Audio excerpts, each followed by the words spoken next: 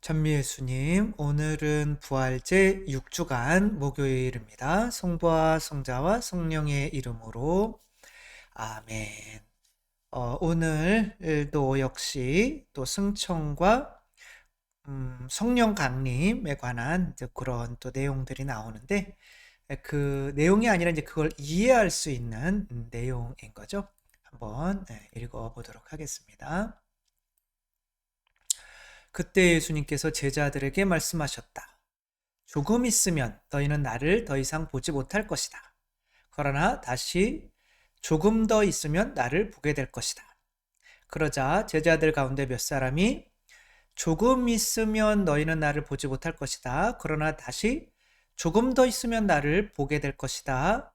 또 내가 아버지께 가기 때문이다 하고 우리에게 말씀하시는데 그것이 무슨 뜻일까? 그들은 또 조금 있으면이라고 말씀하시는데 그것이 무슨 뜻일까? 무슨 이야기를 하시는지 알 수가 없군 하고 말하였다. 예수님께서는 제자들이 묻고 싶어 하는 것을 아시고 그들에게 조금 있으면 너희는 나를 보지 못할 것이다. 그러나 다시 조금 더 있으면 나를 보게 될 것이다 하고 내가 말한 것을 서로 묻고 있느냐? 내가 진실로 너희에게 말하는데 너희는 울며 애통해 하겠지만 세상은 기뻐할 것이다. 너희가 근심하겠지만 너희의 근심은 기쁨으로 바뀔 것이다. 이 마지막 이야기는 바로 예수님의 십자가상의 죽음을 의미한다고 하겠죠. 예수님께서 돌아가셨을 때는 세상이 이제 기뻐할 거라는 거죠. 그 다음에 또 예수님이 부활하셔서 다시 오셨을 때는 또 세상이 이제 예수님을 받아들이지 않고 죽였으니까 겁나죠. 그러니까 이제 또 기뻐하지 않고, 근데 제자들은 기뻐하고, 근데 이제 또 예수님이 승천하시니까 또 제자들은 슬퍼하고, 세상은 또 기뻐하고, 이제 안 보인다. 또 성령 강림 때 또 성령님이 내려오시니까 제자들은 기뻐하고 세상은 또 슬퍼하고 뭐 이런 거죠. 이제 그런 것들이 이 반복이 된다는 거죠. 그러니까 예수님은 아버지께 갔다가 다시 제자들에게 왔다가 아버지께 갔다가 제자들에게 왔다가 이제 중간에 왔다 갔다 거리는 건데 이제 어머니를 생각하면 편하죠. 밤에는 이제 아빠와 잤다가 낮에는 우리와 놀아주다가 또 아빠와 또 낮에는 뭐 그런 거죠. 그게 이제 이루어져야 좋다. 그게 이제 조금 있다가 또 조금 있다가 이제 그런 것들 또 아이들은 처음에 이제 엄마랑 자고 싶지만 또 따로 또 자게 해야 되잖아요. 그때는 좀 슬프지만 또 그런 왔다 갔다 하는 게 필요하다. 조던 피터슨이라고 하는 이 분은 또 굉장히 유명한 분인데 12가지 인생의 법칙이라는 책을 써가지고 전 세계에 한 500만 부가 판매가 됐는데 이 사람이 그 책 내용에 이런 내용이 있어요. 본인이 이제 시골에 살다가 이제 또 대학으로 와서 이제 또 어떤 꿈을 향해서 나아가는데 그 시골에 있었던 친구들과의 내가 왜 그들과 인연을 끊어야만 했는지에 관한 내용이 이제 있는데 그 내용을 한번 쭉 한번 우리나라 이야기식으로 해서 살펴보도록 할게요. 나는 아주 고등학교 때까지 작은 동네에 살았다. 중마고였던 나와 내 친구들은 서로를 진짜 친구라고 믿었다. 못 모르던 학창 시절에 우리는 술을 마시고 내일이 없는 것처럼 놀았다. 학생 때 저와 비슷했죠? 하지만 시간이 흐르며 이런 삶의 회의가 들었다. 나는 다른 삶을 살고 싶었다. 나는 고등학교를 졸업하고 고향에서 멀리 떨어진 대학교에 입학했다. 이게 본인 얘기예요, 조던 피터슨. 대학에서 사귄 친구들은 꿈도 크고 목표도 높았다. 대학 생활은 평온하고 행복했다. 하루하루 인생이 더 나아지는 느낌이 들었다. 그곳에서 나는 과거의 굴레를 떨쳐낼 수 있었다. 나는 좋은 성적으로 대학을 졸업했고 좋은 직장에도 들어갈 수 있었다. 그때 잘 지내냐 하고 고향 친구 병식이에게서 연락이 왔다. 고향 친구들의 소식이 궁금했던 참이었다. 우리는 몇 년 만에 다시 만났다. 병식이는 아직도 그때 그 친구들과 어울리고 있었고 먹고 노는 이제 그런 친구들과 삶의 모습도 크게 달라진 것이 없었다. 우리의 대화 주제는 계속 어긋났다. 밤새 코인했더니 피곤해 죽겠네. 뭐 이런 것만 하는 거죠. 사업을 시작해 보려고 한다는 나에게 병식이는 그게 되겠냐며 코웃음을 쳤고 내가 변했다고 말했다. 그러니까 본인들이랑 좀 달라진 모습이 이 병식이는 이해할 수가 없는 거죠. 병식이와 헤어지고 씁쓸한 기분이 들었다. 어쩌다 우리는 이렇게 엇갈린 삶을 살게 된 걸까? 병식이는 왜 새로운 친구들을 사귀고 더 나은 삶을 살아보려고 하지 않았을까? 전 하버드 심리대학 교수 조던 피터슨은 인생에 도움이 되지 않는 사람을 친구로 선택하는 데는 여러 이유가 있다. 내가 이제 그렇게 보니까 그런 나쁜 친구들을 계속 사귀는 데에는 그게 이제 더 놀고 먹는 일이기 때문에 쉽잖아요. 그러니까 내가 그런 일하고 싶지 않은 거죠. 그런 이유가 있고 이제 또 좋은 친구들이랑 사귀려면 거기에 수준에 맞춰야 되기 때문에 어려워요. 버겁고 맨날 공부해야 되고 운동해야 되고 또 뭐 술이나 이런 것도 절제해야 되고 하는 게 이제 어려운 거죠. 그리고 이제 두 번째는 의리 때문에 내가 어렸을 때부터 오래된 친구였으니까 술은 오래될수록 좋고 친구도 오래될수록 좋다. 그게 뭐였죠? 아무튼 뭐 그런 비슷한 속담이 있는데 이게 내가 의리니까. 근데 진짜 의리라고 하는 거는 더 높은 수준의 공동체에 가서 거기에 내가 피해 끼치는 사람이 되지 않기 위해서 노력하는 게 진짜 의리지 나쁜 영향을 치는 친구들에게 그러는 건 아닌 거죠. 세 번째는 내가 그들을 좀 도와주면 좋겠다. 라고 해서 만나게 되는 건데 또 망했어. 그러면 이제 술 한잔 사주는데 이것이 그들이 나를 이용해 먹는 것인지 어떤지를 내가 알 수가 없다는 거죠. 그러니까 이런 일이 계속 반복되면 그런 사람들과는 한번 생각해 봐야 한다는 거죠. 그래서 내 옆에 친구가 진짜 좋은 친구인지 알고 싶다면 아주 간단한 방법이 있대요. 그러니까 나의 원대한 목표를 한번 말해보라는 거죠. 그러니까 좋은 친구들은 좋은 목표들이 있다는 거예요. 그래서 그 얘기를 했을 때 그런 얘기를 했을 때 좋은 친구는 당신의 목표에 관심을 갖고 당신의 좋은 선택을 하도록 힘을 보태고 조언을 아끼지 않지만 당신이 게을러지거나 잘못된 길로 갈 때는 쓴소리를 마다하지 않죠. 그리고 사소한 결정도 신중하고 책임을 완수하기 위해 각오를 다질 건데 이제 안 좋은 친구들은 사업은 뭐 아무나 하냐? 너 변했다. 뭐 이런 식으로 깎아내린다는 거죠.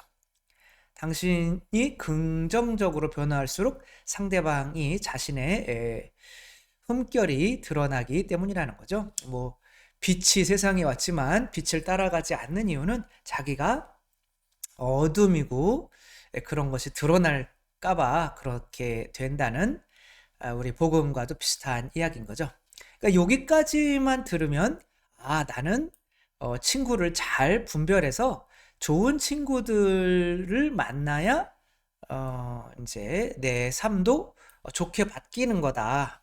누구와 손절해야 되는지를 알아야 하는 거다라고 끝나는 거죠. 근데 예수님께 좋은 친구는 아버지시고 어쩌면 나쁜 친구들은 인간들이에요. 근데 예수님은 좋은 친구, 아버지와 나쁜 친구, 인간들 사이를 왔다 갔다 그러신다는 거죠. 근데 그렇게 예수님께서 하신다면 그것이 더 행복하기 때문에 그러는 거죠. 뭐 어른이 됐어요. 그래서 이제 어른들끼리만 이제 그렇게 놀려고 해요. 맨날 놀러 다니고 이제 그렇게 하다가 보니 거기에 에너지가 많이 소진되죠. 근데 만약에 내가 자식을 낳아서 결혼해서 자식을 낳아서 키우게 되면 어떻게 돼요? 내가 함께 있는 이 무리에 함께 어울리는 거는 쉽지 않겠죠. 왜냐하면 자식을 한 명을 낳아서 뭐 결혼하는 데까지 드는 비용이 뭐 3억이래요. 그러니까 이제 이 엄마가 나가서 애 안 보고 일을 하고 뭐 하는 그런 것까지 아마 다 합친 액수 같아요. 그러면은 뭐 1억짜리 자동차 타고 1억으로 놀러 다니고 1억으로 맛있는 거 먹고 이제 그렇게 해야 이제 이 사람들이랑 어울릴 수 있어요. 근데 자식을 낳으면 얘는 나쁜 친구잖아요. 계속 줘야만 하는. 근데 그 나쁜 친구와 어울리게 되면 내가 이거를 못해요. 이 사람과 어울리는 거를. 그러면 안 낳는 게 낫다. 그냥 지금처럼 럭셔리하게 사는 게 낫다라고 뭐 일하고 싶으면 하고 하기 싫으면 혼자 사는데 뭐 조금 쉬었다가 뭐 이런 삶. 근데 이제 결국에 아기를 키우든지 혼자 살든지 살아보면 똑같아요. 왜냐면 이게 혼자 하면 요 정도면 되겠지. 그리고 또 많이 과소비를 하고 하니까. 근데 아기들을 키우다 보면은 악착같이 벌잖아요. 그러니까 아기를 키워도 그 정도, 안 키워도 그 정도. 그럼 나중에 남는 게 에, 나이가 들고 우리 자녀들을 내가 키워낸 게 남는 거잖아요. 그러니까 그런 얘기를 하며 또 아이를 지금처럼 낳을 겁니까? 아니면은 이제 앞으로는 결혼 안 하고 혼자 살 겁니까? 그러면은 아기를 낳겠다는 사람이 100%예요. 엄마 아빠들은. 애들이 다 나한테 효도하는 게 아닌데도. 근데 마음이 뿌듯한 거죠. 그거는 내가 하느님을 닮았기 때문에 그런 거죠. 하느님도 그냥 하느님끼리만 이렇게 끼리끼리 있는 거를 원치 않으시고 우리를 창조하셔서 못난 우리들을 당신의 수준으로 끌어올리는 것에 기쁨을 얻으신단 말이에요. 따라서 나쁜 친구들을 가려내서 그들과는 절대 만나지 마라. 너한테 도움될 것이 없다. 이것은 사실은 우리 신앙인으로서는 옳지 않은 거죠. 왔다 갔다 하는 게 제일 좋은 거죠. 음. 그리고 나쁜 친구들과만 또 어울린다. 그러면 이 일본인처럼 계속 평생 전쟁하는 줄 알고 산속에서 숨어서 나쁜 짓 하고 이렇게 막 훔쳐먹고 사람 또 어떻게 보면 또 죽일 때도 있었고 하는 평생 이런 삶을 나쁜 친구들과만 어울리는 것도 안 좋고 좋은 친구들과만 박보영 목사님이 이제 아이들을 길거리에 있는 아이들을 이제 자기가 키웠잖아요. 근데 그 아이들이 한 한 달 정도 지나면은 다시 밖으로 자유롭게 나가고 싶어 한대요. 그때 몇 년 동안 아이들이 길거리에서 입고 있었던 그 찌린내 나는 더러운 옷을 이제 버리지 않고 봉지에 싸놨다가 입어보라고 아이들은 절대 안 입겠다고. 그렇게 내가 입어봤을 때, 내가 다시는 저쪽 삶으로 가면 안 되겠다. 그리고 나를 살게 해준 이 목사님이 너무 감사하구나. 라는 거를 알면서 더 높은 수준의 삶의 가치를 알고 다시는 또 밑으로 떨어지는 일이 없고 또 다른 사람들을 나와 같은 수준으로 끌어올리는 부모의 역할을 하게 되는 거죠. 그래서 우리가 좋은 것은 뭐 내가 어떤 엘리트 집단에 함께 속해 있으면서 여기에 있으면 내가 엄청 부담스러워요. 그쵸? 그거에 맞춰가려면 내가 또 수준이 안 되잖아요. 그러면은 내가 여기 있을 자리가 맞나? 뭐 그러면서 다 부모들이 아기들 이야기하고 키우는 이야기 하는데 나는 혼자 그냥 그 수준은 맞지만 돈이 있는 수준은 맞지만 아이는 없어요. 그러면은 거기 있는 게 한계가 있잖아요. 하늘나라도 다 자녀들을 성부와 성자와 성령의 이름으로 세례를 줘라, 자녀를 낳아라. 그리고 다 자녀를 낳은 존재들만 있는데 내가 그런 존재들에 머물려면 나도 내려가서 또 낳아야죠. 그래서 아우구스티누스 성인도 수도회가 활동 수도회가 있고 관상 수도회가 있고 또 섞인 게 있잖아요. 그러니까 활동만 하면은 뭐 기도할 시간이 별로 없으니까 내 수준이 떨어지는 거죠. 그거 아주 안 좋고. 그다음에 기도만 하는 봉쇄수도원, 그거는 또 내가 또 내려가서 그들을, 물론 뭐 그분들은 기도로 그렇게 하는 거지만 그냥 만약에 그냥 숨어서 기도만 한다면 그것도 좋지 않다. 그것이 균형이 맞는 삶, 기도하고 하느님 만나고 또 이웃 만나고 하느님 만나고 이웃 만나고 이런 삶이 더 완전하다. 그렇게 조금만 있으면 내가 기도할게요. 그리고 조금 있으면 내가 만나줄게요.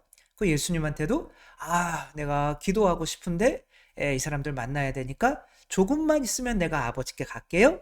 이런 삶이 옳은 삶이다. 다리가 되어주는 삶, 엄마가 되어주는 삶이 옳은 삶이다 라고 하는 것을 예수님께서 또 모범으로 보여주셨다는 거 잊지 말았으면 좋겠습니다.